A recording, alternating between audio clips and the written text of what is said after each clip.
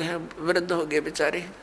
ये तत्व ज्ञान ना मिलने से, अध्यात्म ज्ञान ना मिलने से अपने को जो ट्रेनिंग मिलती है परिवार से, रिश्तेदारी से, कुटुंब कबीले तक, समाज से, वो केवल यही मिलती है भाई अपना करके खा ले और ले कर दे दे। ये तो एक नेक पुरुष का कर्तव्य बनता है, ये तो फर्ज होना ही चाहिए। लेकिन इसके साथ साथ हमने भविष्य का जो करना था, वो परमात्मा की साधना, धर्म पुण्य करने थे, वो ज्ञान के बिना वंचित रह गए। और वो ज्ञान मिले सतगुरु और संत से, तो परमात्मा कहते हैं आखिर तुझको कौन कहेगा गुरु बिन आत्म ज्ञान।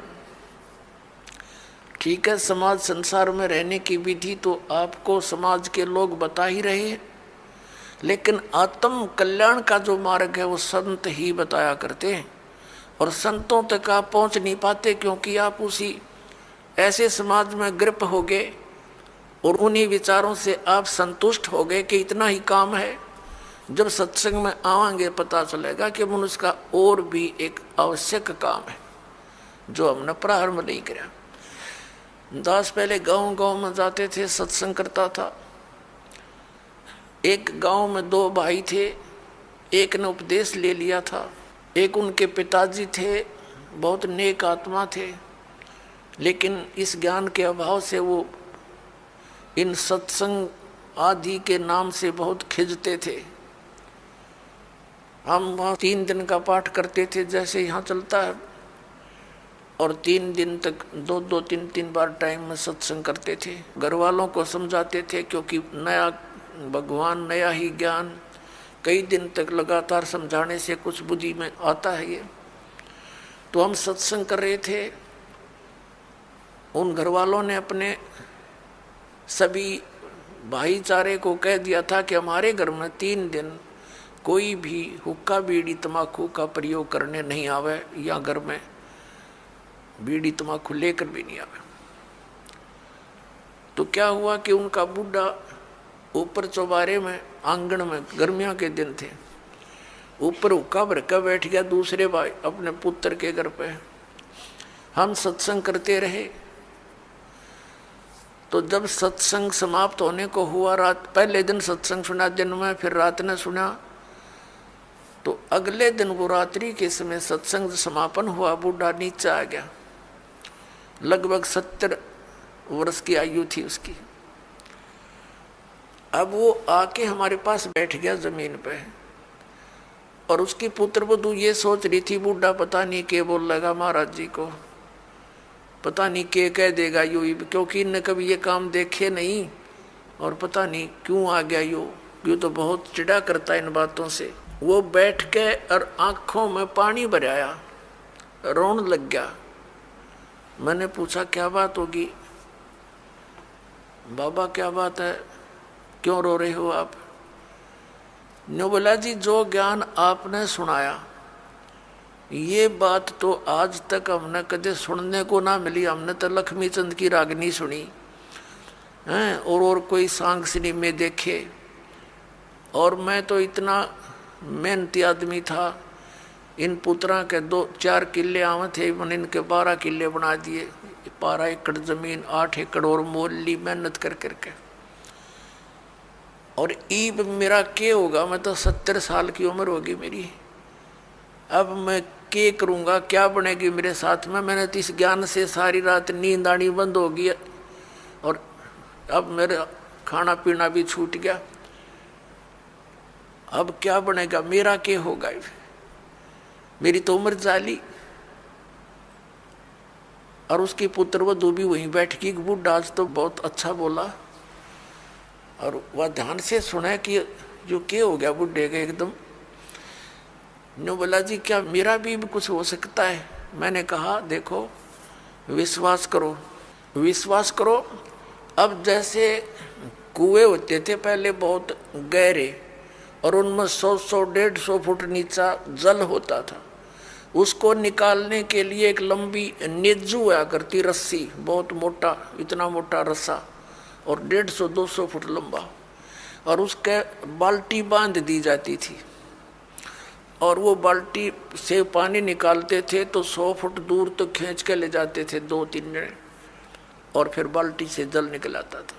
तो मैंने कहा कि जैसे कुएं में बाल्टी जा रही हो और निज्जू हाथ से छूट गई रस्सी, और वो तो जा रही है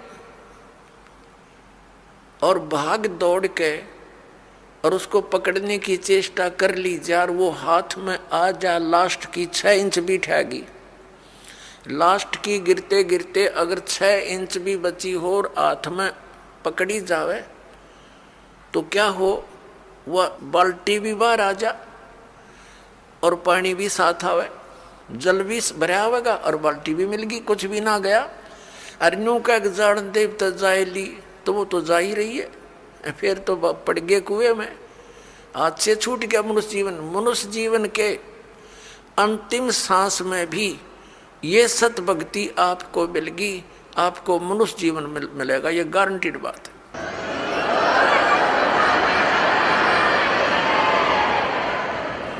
और आप क्या तो अभी 70 वर्ष है, एवरेज 80-90 तो मानते हैं मनुष्य की आयु, और आप तो स्वस्थ दिखाई देते हो, करड़े हो, खूब तगड़े, और नाम लो पर ओका बीड़ी शराब तम्बाकू ये छूना नहीं पड़ेगा।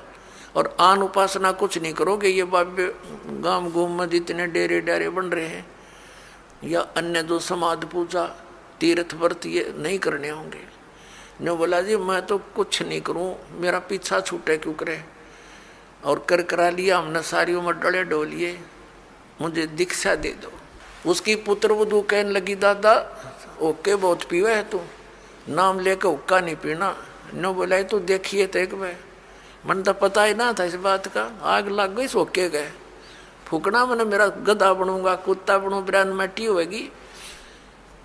और संता के वचन है ये झूठे नहीं हुआ कर दे बेटी, तो पुण्यात्माओं देख कर भाग जाएंगे बुढ़ापे में। नाम ले लिया उस भक्त ने और 10-15 वर्ष जिया और सह शरीर आराम तक अपना मृत्यु को प्राप्त हुआ और मोक्ष हो गया। कहते हैं जीना तो थोड़ा ही भला जब सत सुमरण हो और लाख वर्ष का जीवना लेखे धरे नहीं कोई। अपने आत्माओं जैसे बालक भक्ति पर लगता है बहुत अच्छी बात है, लेकिन इस ज्ञान से परिचित बूढ़ा तो सिर धड़कीबाजी ला देगा। न पता है उसने तो रोज पता है ना मेरा कल टिकट कट जाए तो स्लोप में लिया जीवन कति नो डलान में है, लास्ट दिन के रह जा 60 साल पाछे तो उल्टी गिनती शुरू हो जाए। ध्यान रखनी चाहिए बुढ़ा ने, और डट के करे भक्ति अपना पीछा छुटवावे। और ईबत ही न्यू पड़े रहे। जैसे एक कवि का एक शब्द है, बिना ज्ञान के ऐसे दुखी होते हैं। एर नर धोखे धोखे लुट गया आगी अंत गड़ी रे आगी अंत गड़ी। एर नर धोखे धोखे लुट गया आगी अंत गड़ी रे आगी अंत गड़ी।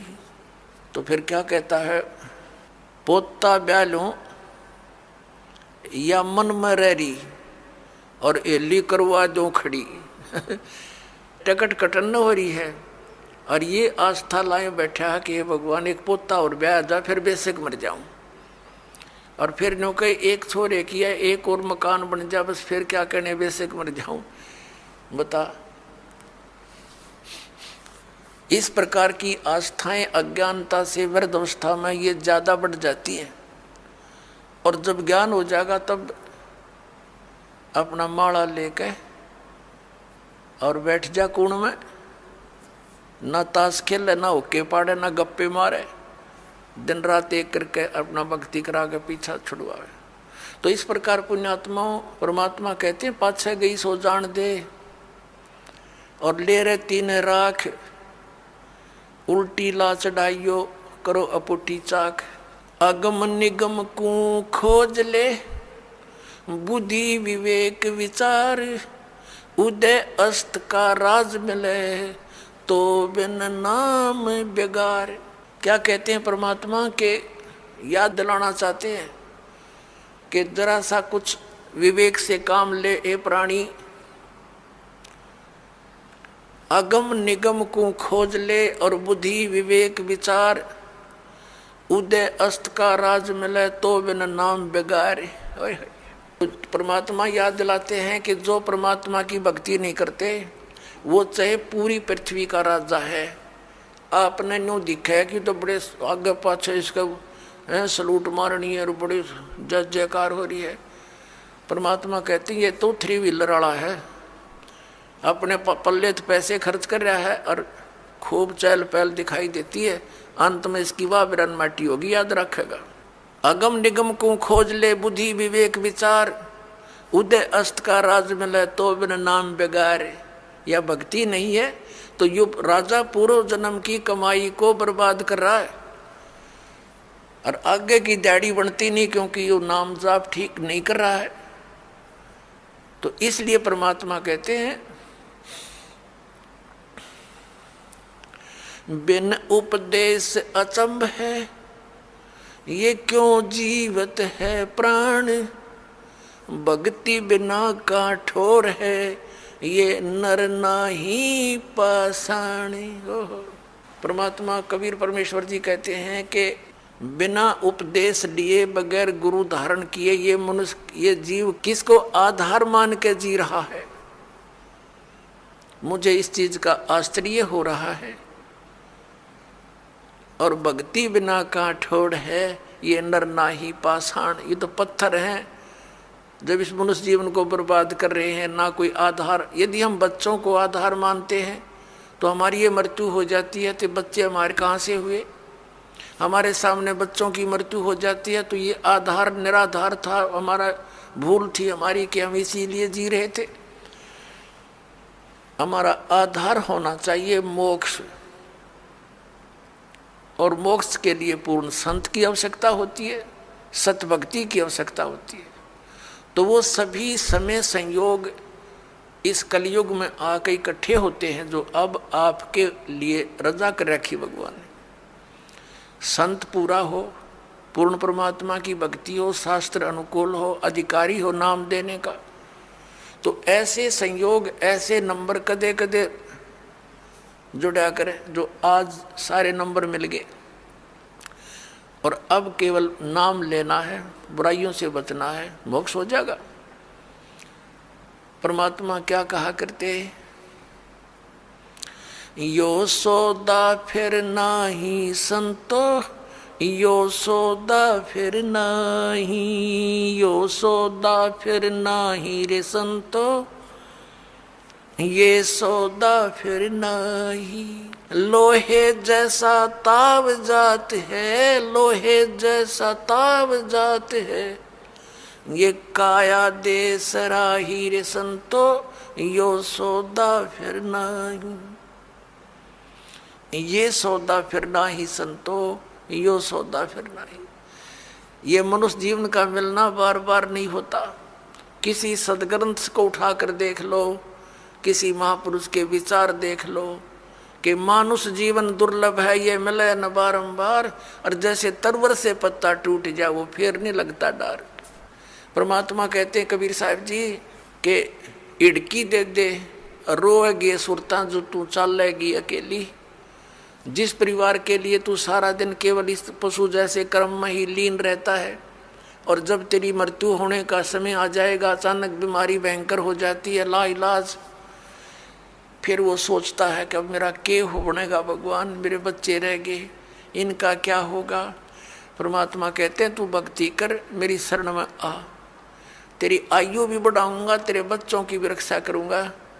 इसलिए भगवान की खोज हम कर रहे थे, भक्ति कर रहे थे कि हमारा ऐसा बुरे टाइम में भगवान मदद किया करता है। तो परमात्मा कहते हैं तू मेरी शरण में आ, फिर लग ढंग से। कहते हिड़की दे दे रोएगी सुरता, आत्मा को कह रहे हैं जब तू चल लेगी अकेली। जिस परिवार को अपना मान रहा था वो तो यहीं रह गया, तेरी बाँ पकड़ के ले जाएंगे यम के दूत। फिर ने कहा पछाड़ खा खा रोएगी तू आत्मा, क्योंकि तेरा कोई संभालने वाला होगा नहीं, तेरा भगवान परमात्मा साथ दे नहीं, क्योंकि आपने उसकी साधना की नहीं विधिवत। और यदि आपने सत भक्ति कर रखी है और आपका यहाँ से जाना भी तो है ही सभी ने, लेकिन मालिक आपके साथ खड़ा पाओगा जब कहेगा बेटा मेरे साथ, और यम के दूत दूर हो जाएंगे, न एक दूर कति 100 कोस दूर खड़े पाओगे। तो हमने उस